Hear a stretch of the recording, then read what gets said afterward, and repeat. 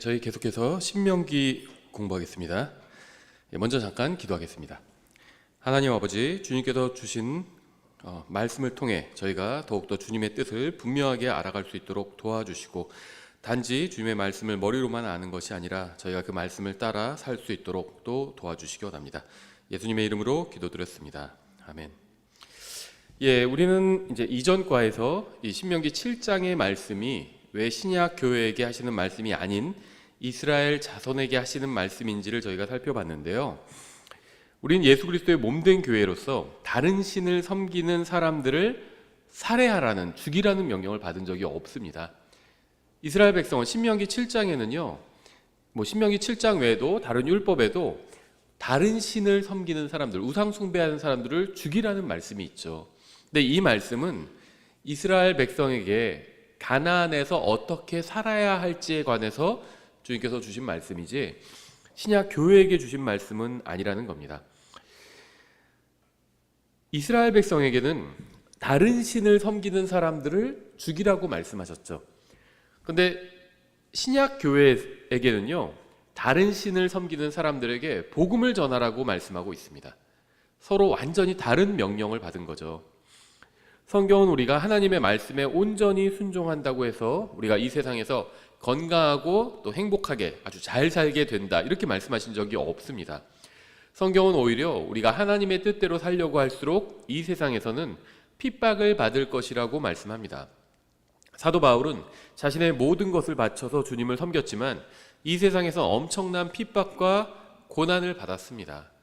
하나님의 말씀대로 살려고 하면요, 그렇게 될 수밖에 없어요. 우리는 앞서서 이제 신명기 7장을 통해서 성경을 잘못 적용한 사례들을 좀 살펴봤죠. 이번 시간에는 신명기 7장을 신약의 그리스도인들에게 한번 영적으로 적절하게 적용해 보도록 하겠습니다. 먼저 고린도전서 10장에서 이 구약 성경을 신약 신약의 그리스도인들에게 적용할 때에 관해서 말씀하고 있는데요. 고린도전서 10장 1절부터 이렇게 되어 있습니다. 형제들아, 또한 나는 너희가 이것을 모르기를 원치 아니하노라. 즉 우리 조상들이 다 구름 아래에 있었고 모두가 바다를 지나갔으며 모두가 구름과 바다 속에서 모세에게로 침례를 받았고 모두가 같은 영적 음식을 먹었으며 모두가 같은 영적 음료를 마셨느니라. 그들이 자기들을 따라가는 영적 반석으로부터 마셨는데 그 반석은 그리스도이셨느니라. 실제적으로 이스라엘 백성이 광야에서 그 물을 마시게 되는데 반석에서 나온 물을 마셨죠. 근데 신약에서는 이제 이것을 그리스도인들에게 영적으로 적용하려고 하다 보니까 영적 반석이라고 부르고 있습니다. 근데 구약에서 실제 반석이었죠. 근데 신약에서는 이것을 영적 반석이라고 부르고 있는 겁니다. 그리고 영적인 면에 있어서는 그 반석이 그리스도였다는 겁니다. 실제로 출애굽 때 이스라엘 백성이 광야에서 그 물을 마셨던 그 반석이 그리스도는 아니었어요. 그 돌이 그리스도는 아니죠. 근데 영적으로 적용해 보면 그 반석이 그리스도와 같다는 거예요. 그래서 그 반석은 그리스도였느니라, 이렇게 말하고 있는 거죠. 그러나 하나님께서 그들 가운데 많은 사람들을 매우 기뻐하지 아니하셨으므로 그들이 광야에서 거꾸로 졌느니라. 그런데 이런 일들이 우리의 본보기가 되었으니 이것은 그들이 탐한 것 같이 우리도 악한 것들을 탐하지 않게 하려 함이라. 그러니까 여기서 이스라엘 자손이 우리의 본보기가 되었다고 말씀하고 있죠. 이스라엘 자손에게 일어난 일들이 우리에게 영적인 교훈을 주고 있다는 겁니다. 고린도전서 10장 11절에서 한편 이 모든 일은 그들에게 본보기로 일어났으며 그것들은 세상의 끝을 만난 우리를 훈계하기 위해 기록되어 있느니라. 구약 성경이 우리에게 주는 유익이 무엇이냐면 바로 우리를 훈계한다는 겁니다. 그래서 여기서 우리를 훈계하기 위한 본보기로 이스라엘 자손에게 이 모든 일들이 일어났다, 이렇게 말씀하고 있습니다. 구약 성경에서 이스라엘 자손에게 일어난 일들은 우리를 훈계하기 위한 본보기입니다. 따라서 우리는 이스라엘 자손에게 일어난 일들을 통해서 교훈을 배워야 하는데요. 이스라엘 자손이 잘못을 범해서 주님께 매를 맞는 것을 보고 교훈을 배우면 우리는 매를 맞지 않을 수도 있는 거죠. 반면 교사로 삼을 수 있다는 거죠. 또한 이스라엘이 주님 앞에서 잘 행했을 때 주님께서 그들에게 복을 주신 일은 우리에게 또 용기를 북돋아 주기도 합니다. 이제 신명기 7장으로 돌아가서 한번 살펴보겠습니다. 신명기 7장 1절.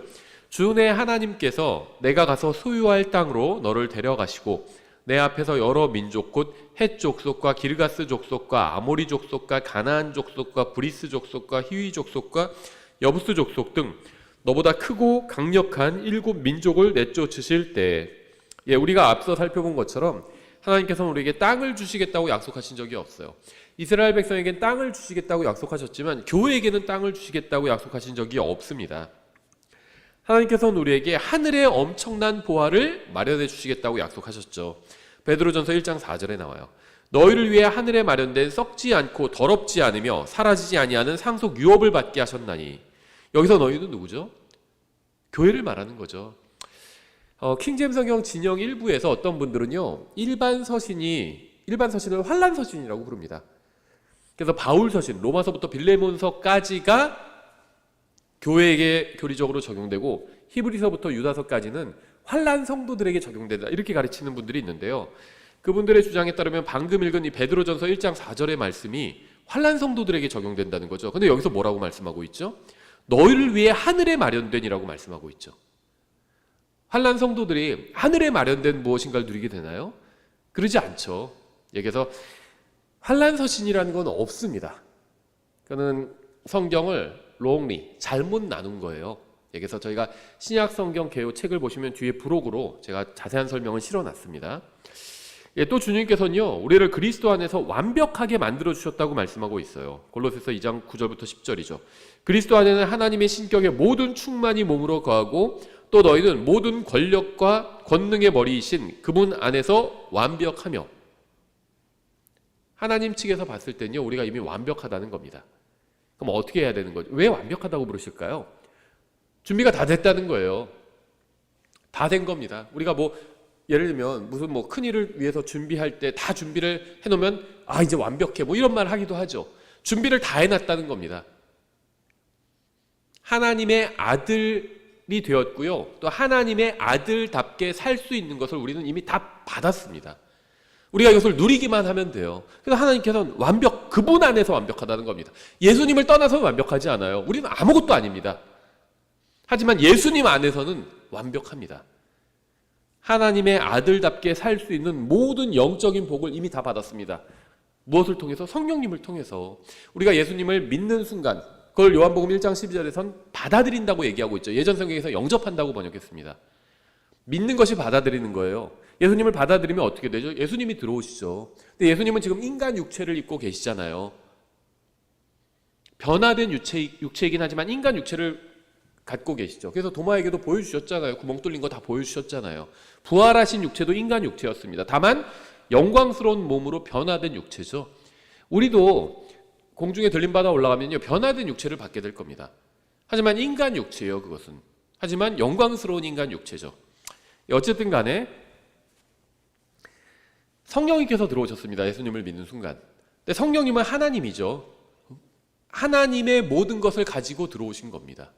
그렇죠. 그래서 우리는 하나님께서 내 안에 거하고 계시기 때문에 성경은 그분 안에서 우리가 완벽하다고 감히 그렇게 얘기하고 있는 겁니다. 우리가 구원받는 순간 하나님께서는 우리에게 구원받은 사람이 소유해야 할 모든 것을 주셨습니다. 이스라엘 자손은 이집트를 탈출할 때 이미 약속받은 가나안 땅을 향해서 나아갔죠.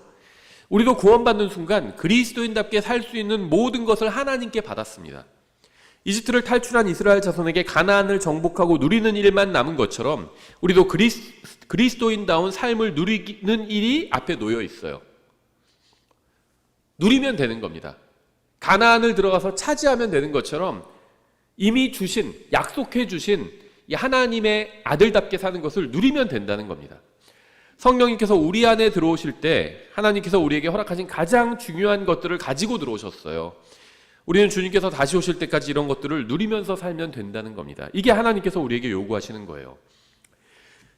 1절에 여러 민족 곧 헷 족속과 기르가스 족속과 아모리 족속과 가나안 족속과 브리스 족속과 히위 족속과 여부스 족속 등 너보다 크고 강력한 7 민족을 내쫓으실 때에 이렇게 말씀하고 있는데요.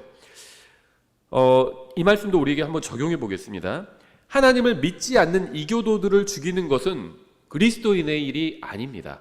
그건 이스라엘 백성에게 주신 명령이었어요. 우리에게 주신 명령은 이교도들을 죽이는 것이 아니라 그들에게 복음을 전하는 거죠. 우리의 원수는 하나님을 믿지 않는 사람이 아니에요. 이스라엘 자손의 원수는 하나님을 믿지 않고 우상을 숭배하는 자들이 그들의 원수였죠. 근데 우리의 원수는요, 하나님을 믿지 않는 사람이 아닙니다.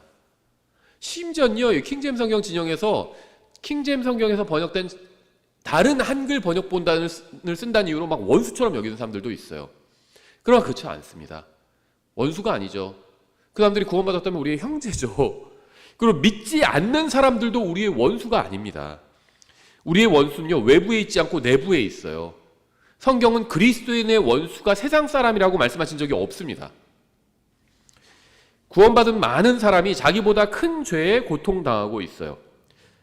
내 안에 있는 죄가 내 원수예요.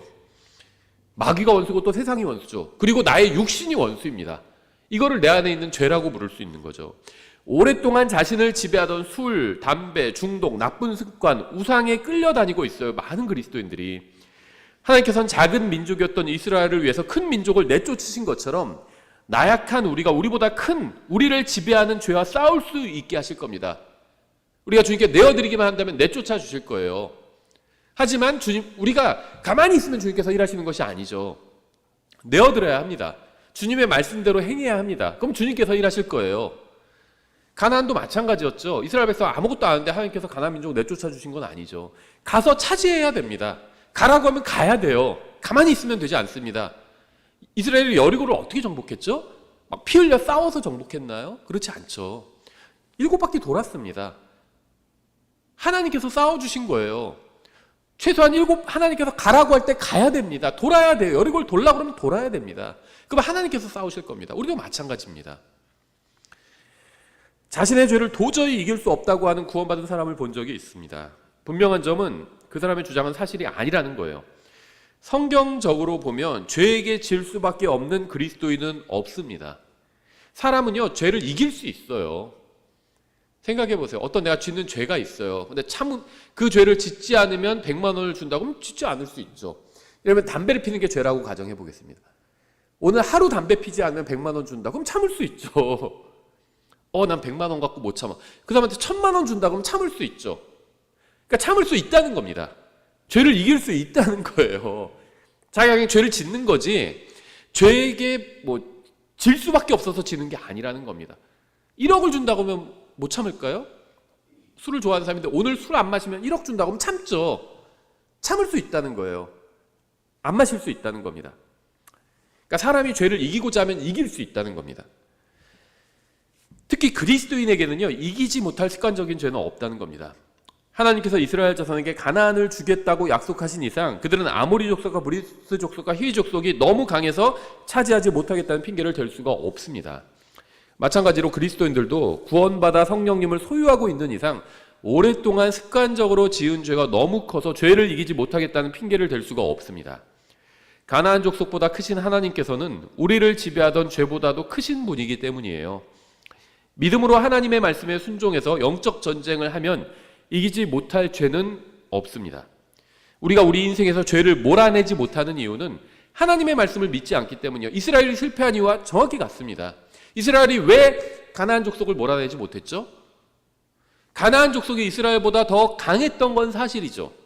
하지만 몰아낼 수 있었죠. 우리가 이미 성경을 다 아는 이스라엘 역사가 다 끝나고 보니까 구약이 끝났잖아요. 그리고 보니까 이스라엘이 충분히 가나안 족속을 몰아낼 수 있었습니다. 그렇죠. 우리 그걸 알고 있어요. 그걸 믿고 있습니다. 이스라엘 민족이 하나님의 말씀에 순종했다면, 하나님의 말씀 그대로 따랐다면, 더하지도 말고 뺄 것도 없이 그냥 그대로만 따라갔다면 가나안 민족 다 몰아낼 수 있었어요. 우리도 마찬가지라는 겁니다. 우리가 우리 인생에서 어떤 죄를 몰아내지 못하는 이유는 하나님의 말씀을 믿지 않기 때문이에요. 이것이 신명기 7장이 그리스도인들에게 훈계로 주는 말씀이라는 겁니다. 이스라엘 자손은 가나안의 거인들과 큰 성벽을 보고 지레 겁을 먹었어요. 안타깝게도 오늘날 수많은 그리스도인들이 자신이 오랫동안 종로로 태우던 거대한 죄들을 보고 지레 겁을 먹고 아예 싸우기를 포기하고 있습니다. 그저 아무것도 하지 않은 채 하나님께서 무엇인가 해주시기를 기다리고 있지만 사실 하나님께서는 이미 충분한 능력을 공급해 주셨어요. 기름이 없어서 난 갈 수가 없어. 근데 하나님께서 기름을 다 채워주신 겁니다. 가면 돼요.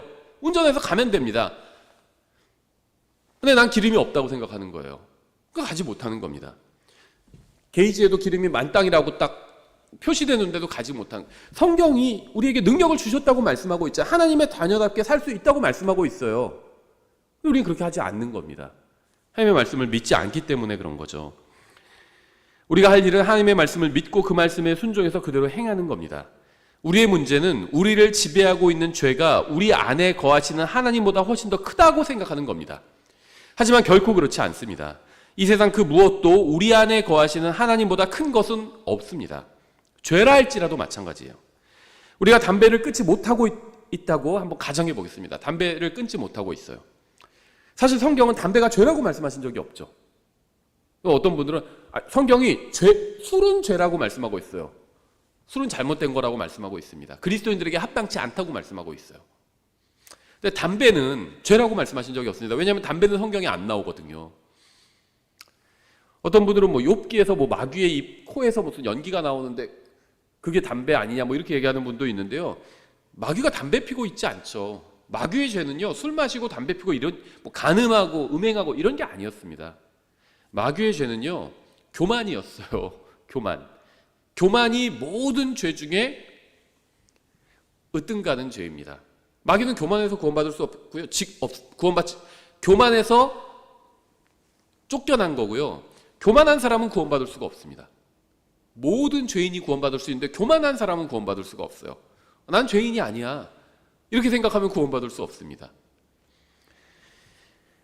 그런데 성경은 담배가 죄라고 말씀하신 적은 없어요. 그렇다고 제가 담배가 괜찮다 이렇게 말씀드린 건 절대 아닙니다. 성경엔 담배가 아예 나오지 않아요. 나오지 않습니다. 저는 담배가 죄라고 생각합니다. 근데 제가 말하는 건 성경이 담배가 죄라고 말씀하신 적이 없다는 겁니다. 우리가 어떤 나쁜 것을 나쁘다고 하기 위해서 성경에 없는 거를 조작해서 마치 성경에 있는 것처럼 그렇게 하면 안 돼요. 성경엔 담배에 대한 말씀이 없어요. 저는 담배가 잘못된 거라고 생각합니다. 죄라고 생각해요.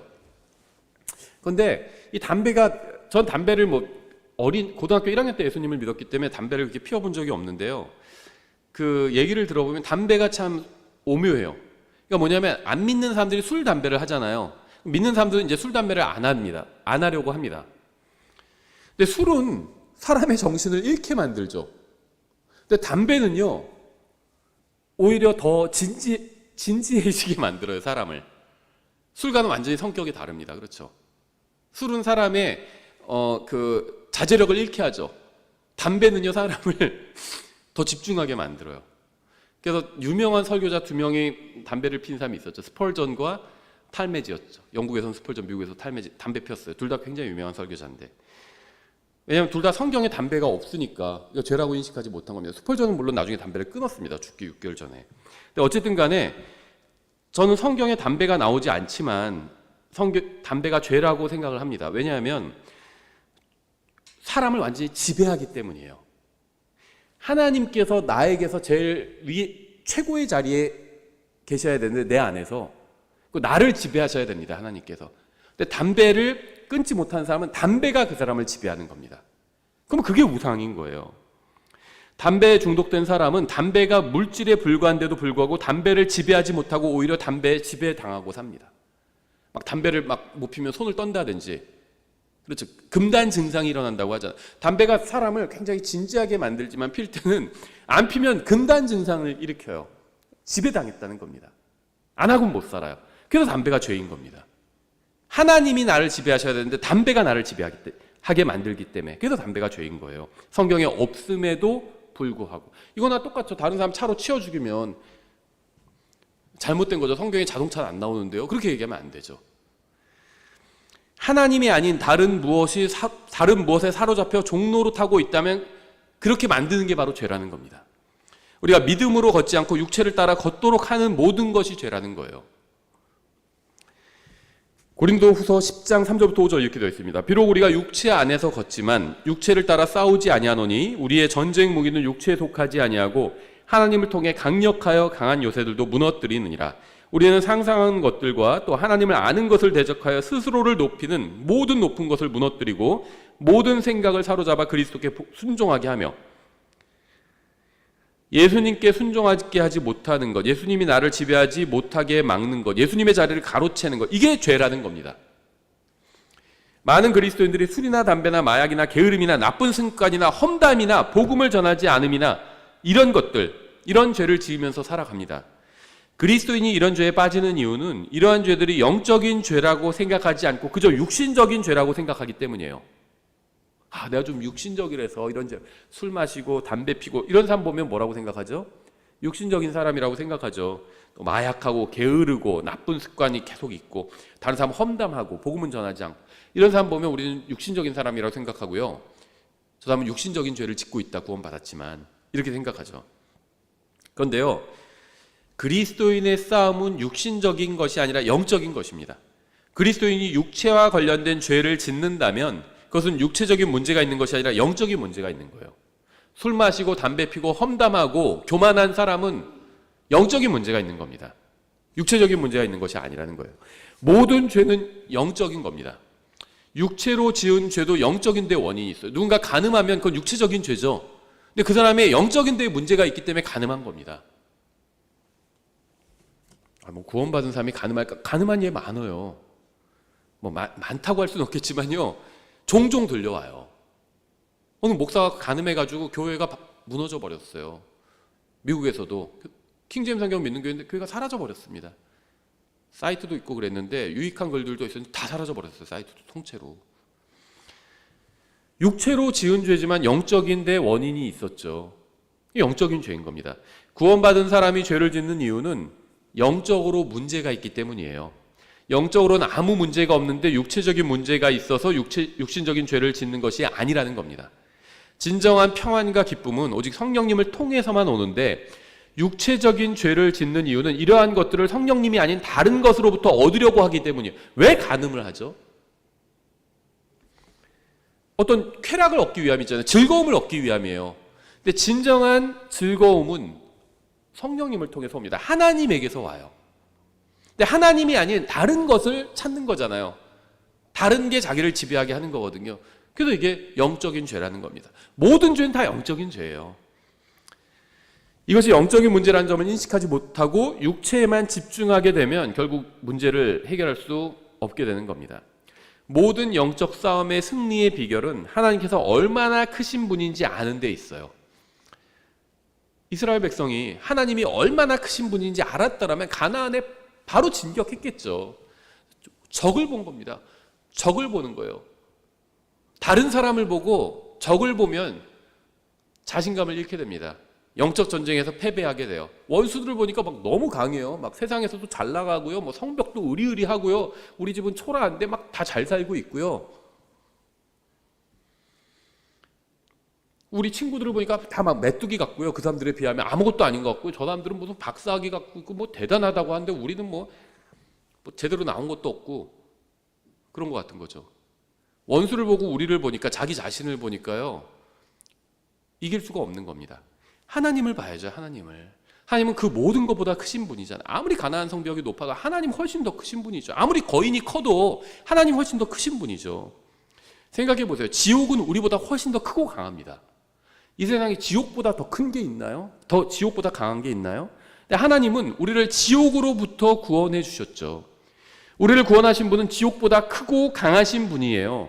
이 세상에서 하늘과 지옥보다 더 큰 문제는 없을 겁니다. 그렇죠? 죽어서 지옥에 가느냐 하늘나라에 가느냐 이거보다 더 큰 문제는 없어요. 하나님께서는 이 문제를 영원히 해결해 주셨습니다. 생각해 보세요. 하늘나라에 가서 하룻밤 자게 된다면 얼마나 좋을까요?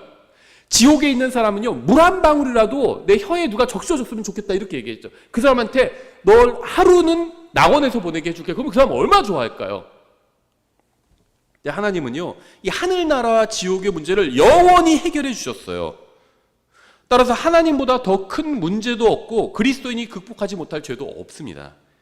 왜냐하면 그리스도인은 혼자 있지 않잖아요. 하나님께서 함께 계시잖아요. 이스라엘 백성 너희 혼자 가서 가나안을 정복해라 그러지 않으셨잖아요. 따라오라고 하셨습니다. 하나님께서 앞서가신다고 하셨어요. 불기둥과 구름기둥이 앞서갔잖아요. 그것처럼 보여주신 거예요. 광야에서 40년간 보여주셨습니다. 아무 해도 당하지 않았잖아요. 그렇게 따라오기만 하면 되는 건데 안 따라온 겁니다. 하나님께서 들어가서 여리고도 싸우셨잖아요. 이스라엘 백성 그냥 빙빙 돌면 되는 거예요. 하나님께서 하신 걸 보면 되는 겁니다. 함께 동행하면서 보면 되는 건데 그걸 안 한 거잖아요. 불호수보다 크신 하나님께서 함께 하신다면 이기지 못할 죄는 없습니다. 육체로 짓는 죄도 육체적인 것이 아니라 영적인 것이라는 사실을 잊지 말아야 합니다. 그리고 바로 이것이 바로 우리가 싸워야 할 전쟁인 겁니다. 에베소서 6장 10절에서 이렇게 말씀하고 있어요. 끝으로 내 형제들아, 주 안에서 마음을 강하게 하고. 영적 전쟁은요, 그리스도인의 전쟁은 마음에서 일어납니다. 다른 사람이 막 마음을 공격해요. 사람이 하는 말에 흔들리지 마세요. 여러분이 하나님 안에서 성장해 나아가고 주님 안에서 성장해 나가고 주님을 위해서 일하는 것을 방해하기 위해서 다른 사람들이 마음을 공격합니다. 사악한 자들이 마음을 공격해요. 마음을 강하게 하십시오. 하나님의 말씀을 붙드세요. 그러면 충분합니다. 또 그분의 강력한 권능 안에서 그리하라. 성경은 우리에게 육체 안에서 강건해지라고 말씀하지 않아요. 우리의 싸움은 육체적인 싸움이 아닙니다. 따라서 우리는 주님 안에서 마음을 강하게 해야 합니다. 마음은 무엇으로 강해질까요? 든든한 은행 계좌로 강해지지 않아요. 숫자로 강해지는 게 아닙니다. 은행 계좌에 뭐 잔고가 막 1000회짜리다가 10,000회짜리다가 10만, 100만, 1000만, 1억, 10억짜리면 막 마음이 강해지고 그렇지 않다는 겁니다. 하나님의 말씀으로 강해져요. 에베소 6장 11절 너희가 마귀의 관계들을 대적하여 설 수 있도록 하나님의 전신갑주를 입으라. 우리는 살과 피와 맞붙어 싸우지 아니하고 권력들과 권능들과 이 세상 어둠의 치리자들과 높은 처소들에 있는 영적 사악함과 맞붙어 싸우느니라. 우리는 사람과 싸우지 않습니다. 우리의 싸움은 육체적인 싸움이 아니라 영적인 싸움이기 때문입니다. 우리는 사악한 사람과 싸우지 않고 그 사악한 사람 뒤에 있는 영적으로 사악한 세력과 싸웁니다. 이것이 우리가 가정과 교회와 우리 자신을 위해서 싸워야 될 영적 싸움이에요. 에베소 6장 14절 그러므로 서서 진리로 너희 허리를 동여매고 의의 흉갑을 입으며 화평의 복음을 예비한 것으로 너희 발에 신을 신고 이제 이게 하나님의 전신갑주를 취하는 거죠. 모든 것 위에 믿음의 방패를 취해 그것으로 너희가 능히 그 사악한 자의 모든 불화살을 끄며 구원의 투구와 성령의 검꽃 하나님의 말씀을 취하라. 우리는 영적 싸움을 위해서 하나님의 전신갑주를 취해야 합니다. 그렇다면 전신갑주를 취한 후에 어떻게 영적 싸움을 싸워야 할까요? 실적인 영적 싸움 어떻게 싸워야 될까요? 갑옷 입고 진짜 가서 막 우리를 대적하는 사람을 뭐 찌르고 이런 게 아니잖아요. 영적인 갑옷이에요. 그렇죠? 에베소 6장 14절부터 17절에 나온 건 영적인 갑옷입니다. 이 영적인 갑옷을 다 갖춰 입고 나선 어떻게 싸워야 될까요? 실질적인 싸움을. 18절에 나와 있어요. 모든 기도와 간구로 성령 안에서 항상 기도하며 모든 성도들을 위해 모든 인내와 간구로 그 일에 깨어있고 또 나를 위해서는 주께서 내게 말하는 것을 허락하사 내가 담대히 입을 열어 복음의 신비를 알리도록 기도하라. 깨어서 기도하고 복음을 전하는 겁니다. 이게 영적 싸움의 승리의 비결이에요. 우리 사람과 싸우지 않습니다. 다른 사람을 뭐 욕하고 험담하고 이러지 않아요. 저는 누군가 개인을 욕한 적 없습니다. 하나님의 말씀을 훼손하는 사람들에 대해서는 제가 하나님의 말씀을 가지고 경고한 적이 있어요. 제가 어떤 특정한 개인의 이름을 거명하면서 그 사람 욕하지는 않습니다. 저의 싸움은요, 어떤 특정한 사람, 혈과 피와 더불어, 피와 그 육체와 더불어, 피와 뼈와 더불어 싸우는 것이 아니에요, 저의 싸움은. 영적 악한 세력과 싸우는 겁니다. 누군가 성경에 대해서 거짓말을 하는 사람이 있다면 그 사람 왜 거짓말을 하죠? 그 사람 뒤에 영적 악한 세력이 있는 거잖아요. 그래서 그런 짓을 하지 말라고 경고하는 거예요. 근데 이렇게 누굴 특정하지 않아도 어떤 사람 막 화내요. 왜 자기 욕하냐고. 저는 근데 그 사람 얘기를 한 적이 없어요. 자, 강단에서 누구 얘기하는 거 보신 적 있나요? 개인 이름 얘기한 적 없습니다, 저는. 이미 죽은 지 오래된 사람 얘기는 합니다. 뭐 무디, 스펄전 이런 사람 얘기는 하죠. 살아있는 지금 사람 얘기는 안 해요. 그 사람 훌륭한 사람이든 형편없는 사람이든. 사람과 싸운 사람이 있어요. 어떤 사람은 저보고 프리메이슨 뭐 일루미나티라고 누가 글을 올렸더라고요. 이유진 목사는 뭐 프리메이슨인 것 같다. 뭐 표정을 보니까. 뭐 그렇게 생각할 수도 있죠. 예, 상관없어요. 저는 사람과 싸우지 않습니다. 영적 싸움은요, 기도를 통해서 이루어집니다. 험담을 통해서 이루어지지 않아요. 영적 싸움은 기도를 통해서 이루어집니다. 다른 사람을, 영적 싸움은 다른 사람을 무기로 공격하는 것이 아니라 다른 사람을 위해서 기도하는 것을 통해서 이루어집니다. 다른 형제 자매들이 주님을 위해서 살도록 간구하는 것, 이것을 통해서 영적 싸움에서 승리할 수 있어요. 이스라엘 자손이 실패했던 이유는 여리고가 하나님보다 더 강하다고 생각했기 때문이었습니다. 그들은 가나안인들이 하나님보다 더 강하다고 생각했어요. 큰 무기를 든 거인들이 하나님보다 더 강하다고 생각했습니다. 하지만 우리는 결코 그렇지 않다는 사실을 잘 알고 있죠. 여리고나 가나안인들이나 거인들은 하나님과 비교조차 할 수가 없습니다. 우리 하나님보다 더 강한 존재는 없어요. 이스라엘은 이러한 사실을 믿지 않아서 실패했는데 문제는 우리도 이러한 사실을 믿지 않고 있다는 거죠. 신명기 7장 2절. 즉 주 내 하나님께서 그들을 내 앞에 넘겨주실 때 너는 그들을 치고 그들을 진멸할지니라. 너는 그들과 어떤 언약도 맺지 말며 그들에게 긍휼을 보이지도 말고. 하나님께서는 이스라엘이 가나안을 차지하는 것을 방해하는 모든 자들을 그들의 손에 넘겨주셨죠. 이길 수 있었다는 겁니다. 하나님께서 원수들을 넘겨주셨어요. 주님께서는 우리가 그리스도인답게 사는 것을 방해하는 모든 것들을 우리 손에 넘겨주셨습니다. 그래서 우리는 그것이 무엇이든 간에 넉넉하게 이길 수 있어요. 너는 그들을 치고 그들을 진멸할지니라. 하나님께서는 너는 그들을 치되 조금은 남겨둘지라 이렇게 말씀하지 않으셨습니다. 하나님께서는 완전히 진멸하라고 말씀하셨어요. 또 주님께서는요, 너는 그들과 어떤 언약도 맺지 말며 그들에게 긍휼을 보이지도 말라고 말씀하셨습니다. 얼만큼은 용납할지 죄와 협상하지 말라는 거예요. 올해는 어쩔 수 없고 내년에는 그만둘 거야. 올해는 이 죄를 안 질 수가 없어. 내년에는 내가 하지만 그만둘 거야. 그래도 예전에 비하면 많이 줄였는데, 이런 식으로 자기 합리화를 하거나 죄와 협상하지 말라는 거예요. 협상하지 말라고 그랬잖아요. 어떤 언약을 맺지 말래요. 조약을 맺지 말라는 겁니다. 협상하지 말라는 거예요. 죄와 합의를 보려고 하지 말라는 겁니다. 고린도서에도 똑같은 말씀이 있어요. 이걸 영적으로 적용한 말씀이죠. 고린도서 6장 14절에 너희는 믿지 않는 자들과 공평하지 않게 멍에를 같이 매지 말라. 의와 불의와 무슨 사귐을 갖겠느냐? 빛이 어둠과 무슨 친교를 나누겠느냐? 그리스도가 벨리알과 무슨 일치를 보겠느냐? 혹은 믿는 자가 믿지 않는 자와 무슨 몫을 나누겠느냐? 하나님의 성전이 우상들과 무슨 합의를 보겠느냐?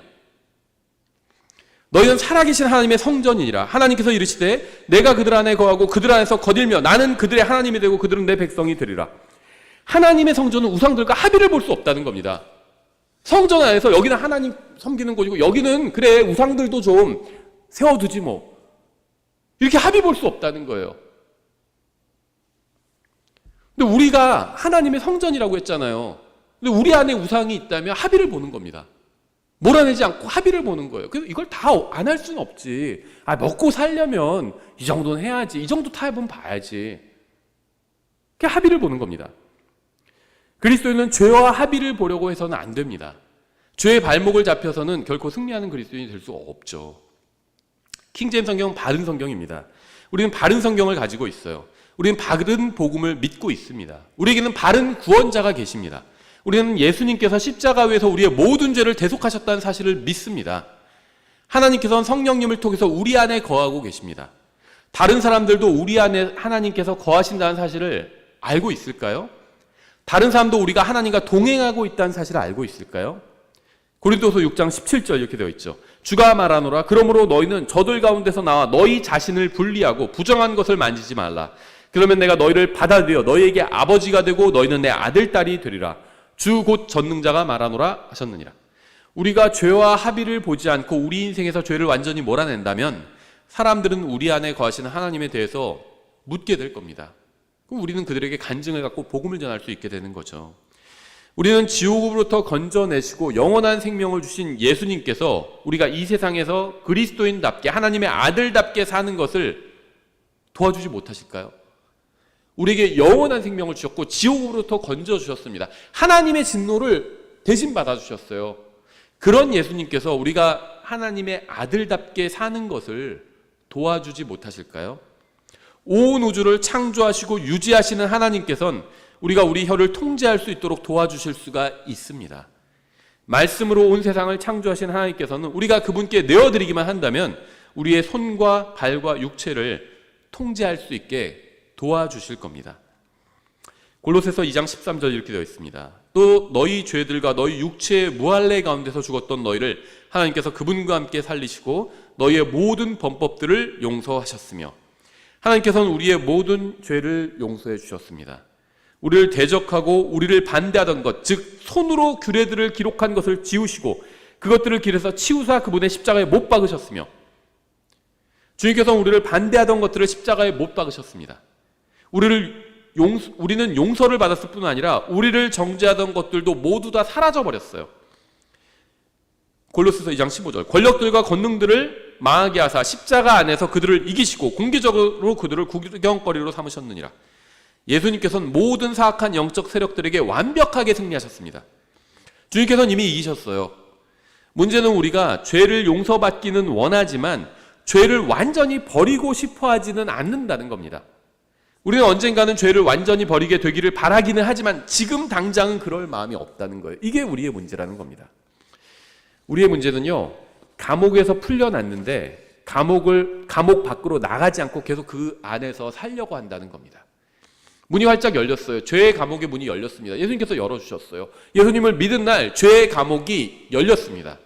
근데 우리가 감옥 밖으로 나가지 않고 계속 수감 생활을 하려고 한다는 거예요.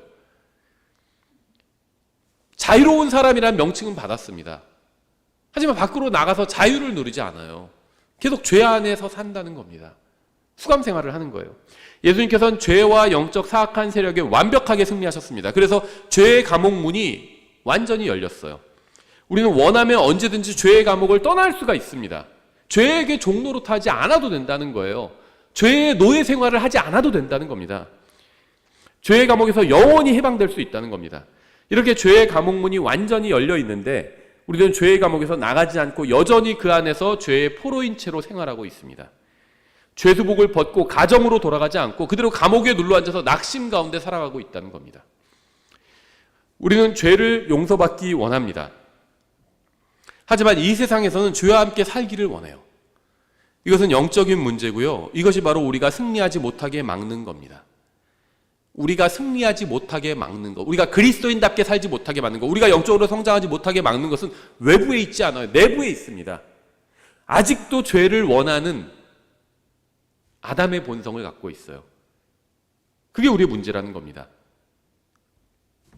육체로 짓는 모든 죄는 영적인 죄예요. 간음과 음행과 도둑질과 거짓말과 험담은 모두 영적인 죄입니다. 육체는 영적인 것이 흘러나오는 도구요 통로일 뿐입니다. 마음에서 시작된 것이 생각을 거쳐서 몸으로 나오는 겁니다. 죄가 나올 수도 있고요. 마음에 악한 것을 생각하면요, 죄가 나오는 겁니다. 입으로 험담이 나오는 거예요.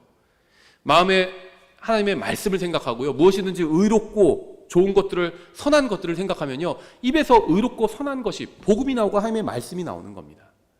우리가 어디에 우리 자신을 내어드리냐에 달려 있다는 거죠. 내어드리면 승리할 수 있도록 하나님께서 모든 것을 이미 이기셨습니다. 예, 저희가 3절부터는 좀 빠르게 보겠습니다. 그래서 다음 시간에 보겠습니다. 예, 다음 시간에 26절까지 저희가 한번 영적으로 계속해서 적용해 보도록 하겠습니다. 예, 저희가 10분간 쉬었다가 50분에 만나서 기도하고 나가겠습니다.